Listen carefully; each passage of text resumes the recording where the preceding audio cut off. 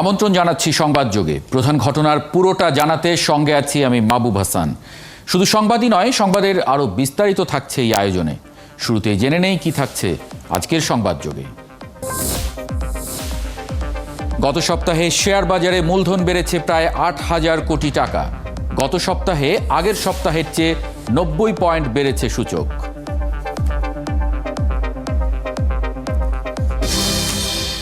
এবারে থাকছে পুরো আয়োজন। গেল সপ্তাহের ৫ দিনের ৩ দিনই সূচকের উত্থান হয়েছে শেয়ার বাজারে। দুদিন পতন হলেও সূচক এবং বেশিরভাগ কোম্পানির শেয়ারের দাম বেড়েছে। তাতে নতুন করে বিনিয়োগকারীদের বাজার মূলধন বেড়েছে প্রায় ৮,০০০ কোটি টাকা। গত সপ্তাহে দেশের প্রধান পুঁজিবাজার ঢাকা স্টক এক্সচেঞ্জের প্রধান সূচক DSE-X আগের সপ্তাহের চেয়ে ৯০ পয়েন্ট বেড়ে ৬,৮৫১ পয়েন্টে সপ্তাহ শেষ করে। বেশিরভাগ শেয়ারের দাম এবং সূচক বাড়ায়। নতুন করে গত সপ্তাহে ডিএসসির বাজার মূলধন অর্থাৎ বিনিয়োগকারীদের পুঁজি ফিরেছে প্রায় ৭,৮০০ কোটি টাকা। শুধু তাই নয়, ঢাকা স্টক এক্সচেঞ্জের বাজার মূলধন অতীতের সব রেকর্ড ভেঙে এখন ৫,৫৭,০০০ কোটি টাকার উপরে অবস্থান করছে। আগের সপ্তাহে যা ছিল প্রায় ৫,৫০,০০০ কোটি টাকার কম। আর লেনদেন সেটাও বেড়েছে। গত সপ্তাহে ডিএসসিতে ৪ দিনে মোট ১৩,০৪২ কোটি টাকার মতো লেনদেন হয়েছে। তার আগের সপ্তাহের ৪ কার্যদিবসের হিসাবে লেনদেন হয়েছিল ১০,৩১১ কোটি টাকার মতো।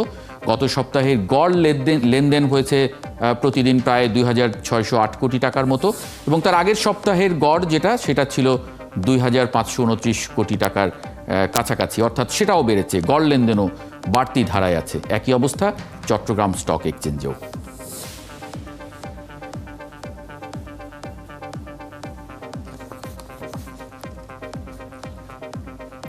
এমন ইতিবাচক অবস্থা নিয়ে আগামীকাল নতুন একটি সপ্তাহ শুরু করতে যাচ্ছে বাজার।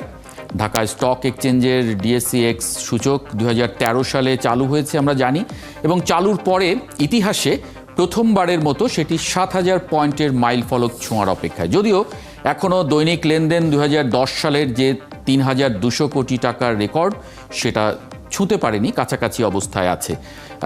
বিএসইসি চেয়ারম্যান অধ্যাপক শিবলী রুবায়তুল ইসলাম এই অনুষ্ঠানে গত সপ্তাহেই বলেছেন যে বাজার নিয়ে ভয় নেই। আমাদের সামষ্টিক যে অর্থনীতি সেটার তুলনায় বাজার অনেক ছোট এখনও, এবং এই বাজারের বহুদূর যাওয়ার ক্ষমতা আছে। আস্থা ফিরছে বাজারে ধীরে ধীরে। আবার অনেকেই সাবধানী, অতীতের ভয় বারবার তাদের ছুঁয়ে যাচ্ছে। বর্তমান বাজার এবং সামনের দিন, সেখানে মধ্যবিত্তের সামান্য পুঁজি কি নিরাপদ এই বাজারে? এসব নিয়ে আজকে কথা বলবো। আমাদের সঙ্গে আছেন প্রাতিষ্ঠানিক বিনিয়োগকারীদের সংগঠন বাংলাদেশ মার্চেন্ট ব্যাংকার্স অ্যাসোসিয়েশনের সভাপতি সাইদুর রহমান। আপনাকে স্বাগত জানাচ্ছি সংবাদ যোগে। পুঁজিবাজারের প্রাতিষ্ঠানিক বিনিয়োগকারীদের হিসাবে কার্যক্রম পরিচালনা করে আমরা জানি যে মার্চেন্ট ব্যাংক, এবং সেই হিসাবে আপনি প্রাতিষ্ঠানিক বিনিয়োগকারীদের নেতা বলা যায়। কেউ বলেন যে বাজার অতি মূল্যায়িত, আবার কারো মত যে এ বাজারের বহুদূর যাবার ক্ষমতা আছে, সুযোগ আছে, এটি এখনও অবমূল্যায়িত অবস্থায় আছে। আপনার বাজার বিশ্লেষণ কি? ধন্যবাদ মাহবুব ভাই। আপনি একটি পয়েন্ট এখানে যোগ করেছেন যে কেউ কেউ বলছে বাজার অতি মূল্যায়িত, আবার অন্যদের কিছু ভিন্ন মত।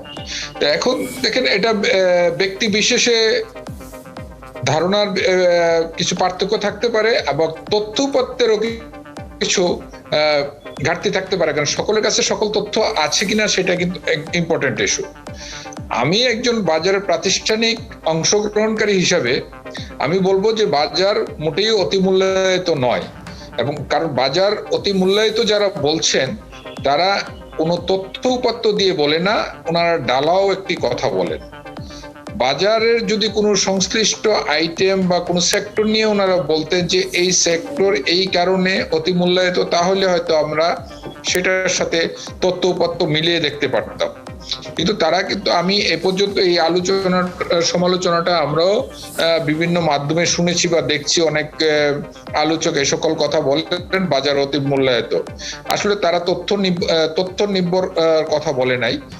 সুতরাং এই পুঁজিবাজার অত্যন্ত একটি সংবেদনশীল জায়গা। এই পুঁজিবাজার সম্পর্কে কোনো মন্তব্য করার আগে সঠিক তথ্যপত্র সংগ্রহ করে যদি বলেন, তাহলে এটা কিন্তু পুঁজিবাজারের অংশগ্রহণকারী বিনিয়োগকারী তথা দেশের অর্থনীতির জন্য মঙ্গলজনক হবে, কিন্তু কোনো ঢালাও মন্তব্য যে এটা আমাদের ক্ষতির কারণ হইতে পারে, এইটুকু বোধ শক্তি ওনাদের উন্নয়ন করানো দরকার।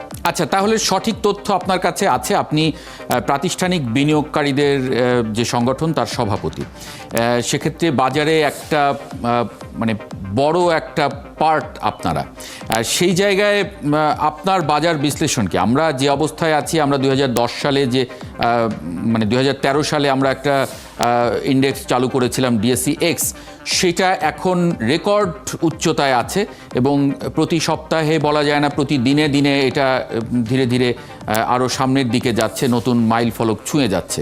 সেই জায়গায় আপনার বাজার বিশ্লেষণ কি? আমরা কত দূর যাব? দেখেন, যদি ইন্ডেক্সের সাথে 10 ইন্ডেক্সের সাথে তুলনা করতে যান, এখানে সরাসরি আসলে এটা তুলনা করা যাবে না, কারণ 10 পর্যন্ত যে ইন্ডেক্স ক্যালকুলেশন মেথড ছিল, আজকে কিন্তু সেই মেথডটি নেই। আজকে কিন্তু ভিন্ন মেথডে আপনার ইন্ডেক্স ক্যালকুলেশন হচ্ছে, সেই জন্য ওটার সাথে সরাসরি কম্পেয়ার করা যাচ্ছে না, নাম্বার 1। নাম্বার 2, আপনি জানেন যে 2010 সালে আমাদের যে অর্থনীতির সাইজ ছিল আর আজকের যে অর্থনীতি, 2010-এর যে ইনফ্লেশন থেকে এই পর্যন্ত ইনফ্লেশন অ্যাডজাস্টমেন্ট সবকিছু মিলিয়ে যদি আমরা বলি, তাহলে আমাদের সার্বিক দ্রব্যমূল্য বা অন্যান্য বিষয়গুলো যে মূল্য বৃদ্ধি পেয়েছে, সেগুলোর সাথে কম্পেয়ার করলে কিন্তু শেয়ারের প্রাইস হাই বা অযাচিত এটা বলাটা খুব কঠিন। সুতরাং আমাদেরকে এই সকল বিষয়গুলোকে বিবেচনায় নিয়ে কিন্তু মন্তব্য করা দরকার। জি, আরেকটা মানে সাধারণ প্রশ্ন, এটা একেবারেই সাংবাদিক হিসেবে আমার জানার ইচ্ছা। আমরা জানি যে মধ্যবিত্ত শ্রেণী, যারা ছোট ছোট সঞ্চয় করেন এবং যাদের ছোট ছোট বিনিয়োগ, তারা ব্যাংকে বিনিয়োগ করতে পছন্দ করেন। ব্যাংকে মানে যে কোনো একটা স্টকে নয়, মানে ব্যাংকের যে স্কিমগুলো আছে সেখানে বিনিয়োগ করতে পছন্দ করেন।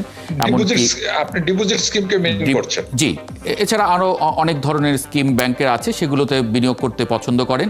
এমনকি আমরা সঞ্চয়পত্র বিনিয়োগ করতে দেখেছি এই গোষ্ঠীকে, মধ্যবিত্ত শ্রেণীর যারা ছোট বিনিয়োগকারী।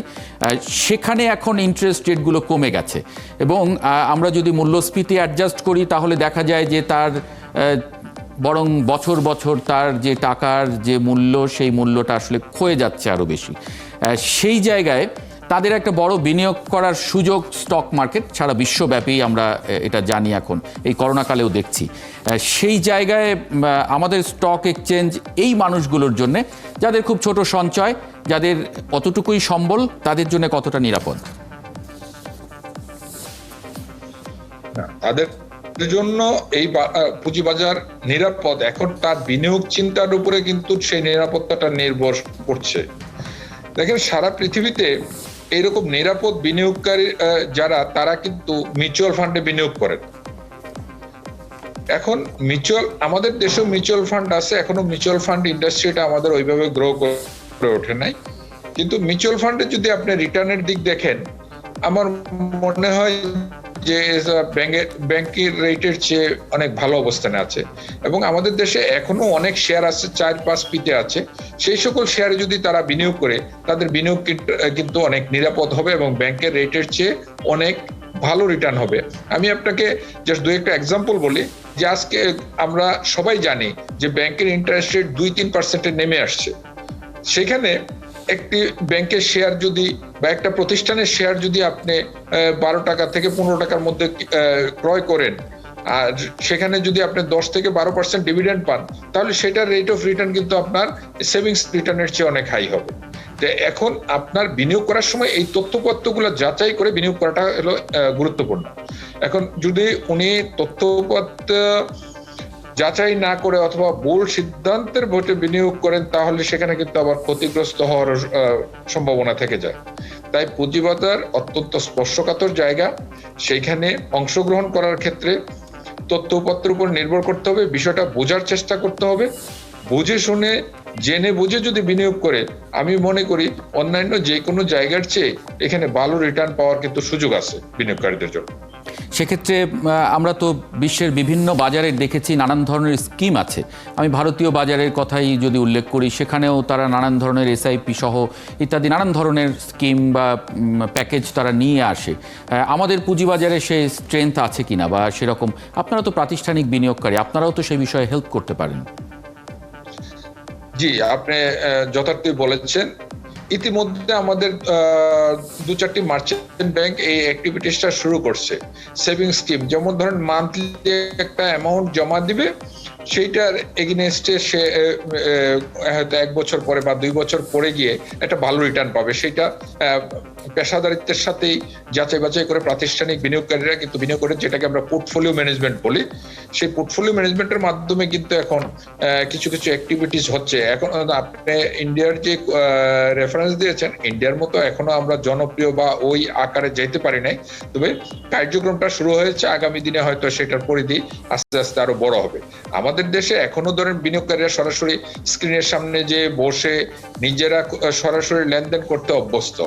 অ্যাকচুয়ালি যদি তারা প্রাতিষ্ঠানিক বিনিয়োগকারী বা পেশাদার বিনিয়োগকারীদের উপরে বা ফান্ড ম্যানেজারের উপরে নির্ভর করে, তাহলে কিন্তু তাদের বিনিয়োগ ঝুঁকিটা অনেক কমে যায়। কারণ প্রাতিষ্ঠানিক বিনিয়োগকারীরা কিন্তু তথ্যপত্র যাচাই করে গবেষণার মাধ্যমে তাদের যে রিসার্চ সেল আছে সেগুলোকে মাধ্যমেই কিন্তু বিনিয়োগের সিদ্ধান্তটা নেয়। যে সুযোগটা একজন ইন্ডিভিজুয়াল বিনিয়োগকারীর ক্ষেত্রে হয়তো অনেক সময়ই থাকে না। তো সেই জন্য যদি তারা এই বিনিয়োগকারীরা প্রাতিষ্ঠানিক বিনিয়োগকারীদের উপরে আস্থা রাখে এবং তাদের মাধ্যমে বিনিয়োগে যায়, তাহলে আমার মনে হয় যে আগামী দিনে তাদের বিনিয়োগটা অনেক নিরাপদ হবে এবং নতুন নতুন আরো স্কিম বিভিন্ন প্রতিষ্ঠান নিয়ে আসতে আগ্রহ বোধ করবে। জি, সাইদুর রহমান, সম্প্রতি বিএসসিসির সঙ্গে আলোচনায় আমরা দেখেছি যে দুটি সিদ্ধান্ত হয়েছে যে আপনারা প্রতি মাসে পুঁজিবাজারের শীর্ষ 30 জন ব্রোকারেজ হাউসের সঙ্গে বৈঠক হবে বিএসসিসির, এবং আরেকটি হচ্ছে যে জুনের মধ্যে মার্জিন ঋণে 12% সুদের হার বাস্তবায়ন করতে হবে। যদিও আপনারা চেয়েছিলেন যে আরও সময়, এই সিদ্ধান্তের আসলে বাজারে কি ইম্প্যাক্ট পড়বে আগামীকাল? না, আমরা মনে করি এটা ইতিবাচক দিকে, এটাকে আমরা নেতিবাচক ভাবার কোনো কারণে। ইতিবাচক দিক এই সেন্সে যে আসলে আমাদের পুঁজিবাজারের এখনো আপনারা জানেন যে যে পরিমাণ লেনদেন হয় তার 75%, 80% মানে মেইন লেনদেনটাই প্রথম 20-25 জন ব্রোকারের মাধ্যমে হয়ে থাকে। তো অ্যাকচুয়ালি বাজারের সুবিধা অসুবিধা অথবা তথ্য উপাত্ত তাদের কাছেই বেশি থাকে। তাদের সাথে যদি এক্সচেঞ্জের এই বা কমিশনের এই যোগাযোগটা নিয়মিত হয়, তাহলে কমিশন কিন্তু বাজার সম্পর্কে ফিডব্যাক পাওয়া বা সুবিধা অসুবিধা সম্পর্কে জানাটা অনেক সহজ হয়। তো সেই হিসাবে এটি অত্যন্ত সময় উপযোগী এবং একটি ইতিবাচক সিদ্ধান্ত। 2, আপনি যে মার্জিন লোনের কথা বলে, মার্জিন ঋণের 12% সুদের কথা বলেছেন, টাইমলাইনে অনুরোধ করেছিলাম, ওনারা সেটাকে বিবেচনায় রেখেছেন।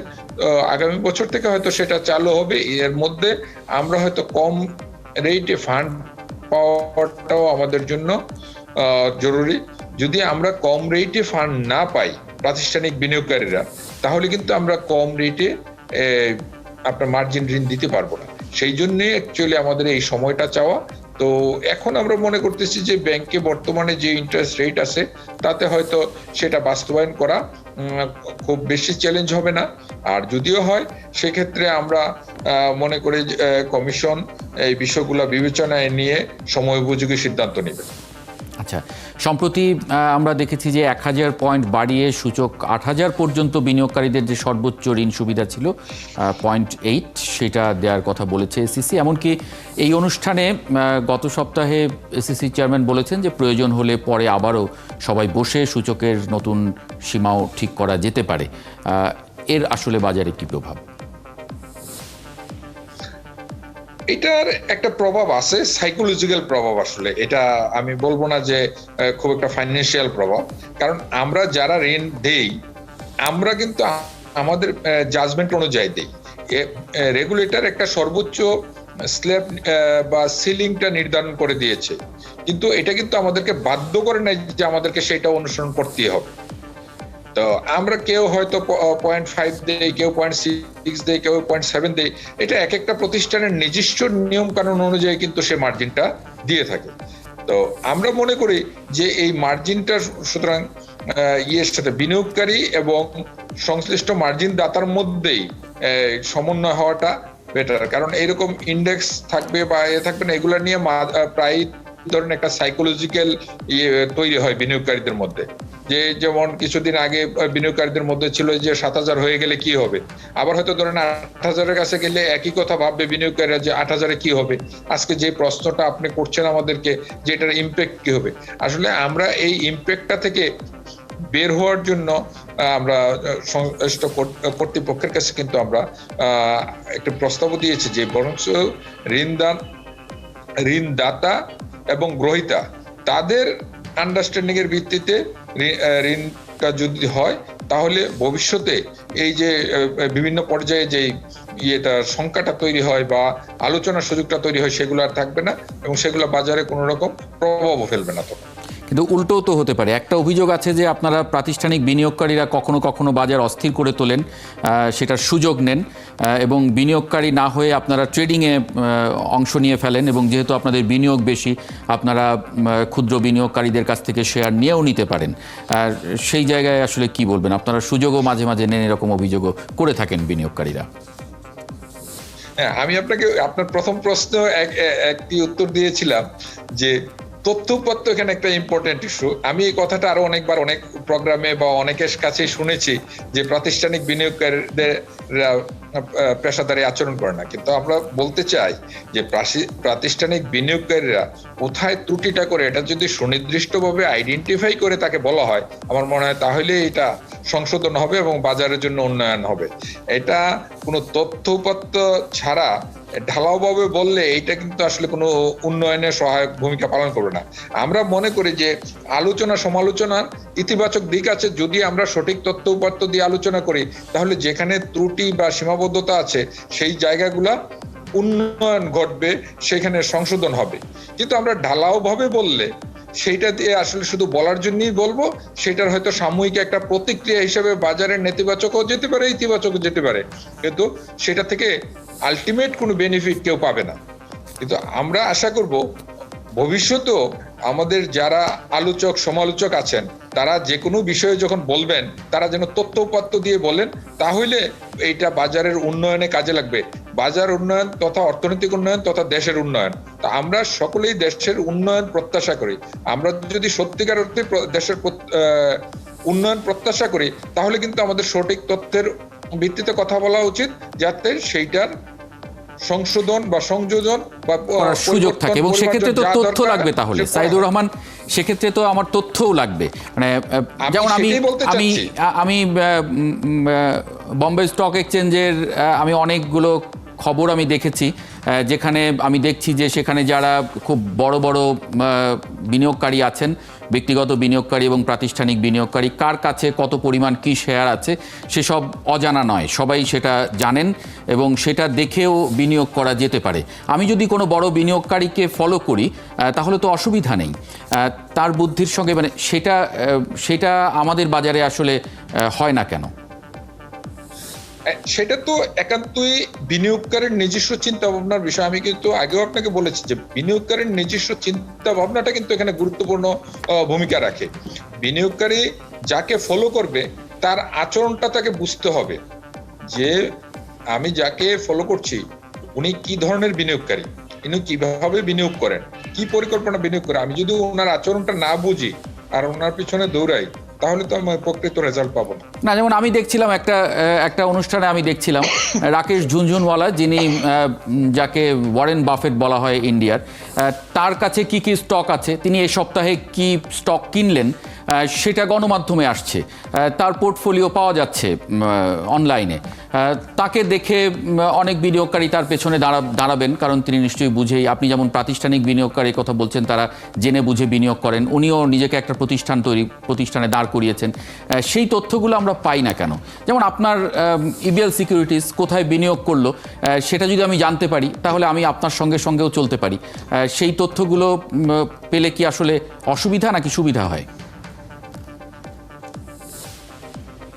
না সেই আমরা মনে করি দেখেন আমাদের এখানে কিন্তু বিনিয়োগের তথ্য একেবারে নাই সেটা বলবো না, তবে আপনি যেভাবে স্পেসিফিক বলছেন যে একটা প্রতিষ্ঠান কোথায় কোথায় বিনিয়োগ করেছে সেই সম্পর্কে আসলে এই তথ্যটা এখনো পরিষ্কার নয়। সেটার যদি একটা নীতিমালা তৈরি হয় যে কিভাবে সেই ডিসক্লোজারটা আসবে, সে তখন হয়তো এইগুলো অ্যাভেলেবেল হইতে পারে। কারণ এখন যদি নীতিমালা ছাড়া এগুলো হয় সেটার আবার ভুল বার্তাও যেতে পারে বাজারে। জি, আরেকটা আজকে যেভাবে আপনি আমাকে বলেছেন যে এটা ফলো করলে ইতিবাচক দিক হইতে পারে, আগামী দিনে একই জিনিস নেতিবাচক কথাও আসতে পারে যে এটার দ্বারা তারা স্পেকুলেশন করছে। আচ্ছা, সুতরাং এইটার একটা সুনির্দিষ্ট দিক নির্দেশনা লাগবে যে কিভাবে উপস্থাপনাটা হইলে এটা বাজারের নেতিবাচক কাজ না করে ইতিবাচক কাজ করবে। আচ্ছা, আরেকটা বিষয় হচ্ছে যে দৈনিক লেনদেন 2010 সালে আমরা দেখেছিলাম যে প্রায় 3200 কোটি টাকার মতো ছিল একটা রেকর্ড আমাদের দেশের পুঁজিবাজারে। সেটা এখন পর্যন্ত ছুঁতে পারেনি, যদিও 2010-এর অর্থনীতি আর এখনকার অর্থনীতি আপনি বলেছেন যে আমরা প্রায় 5 গুণ 2010 থেকে আমাদের এখন জিডিপি।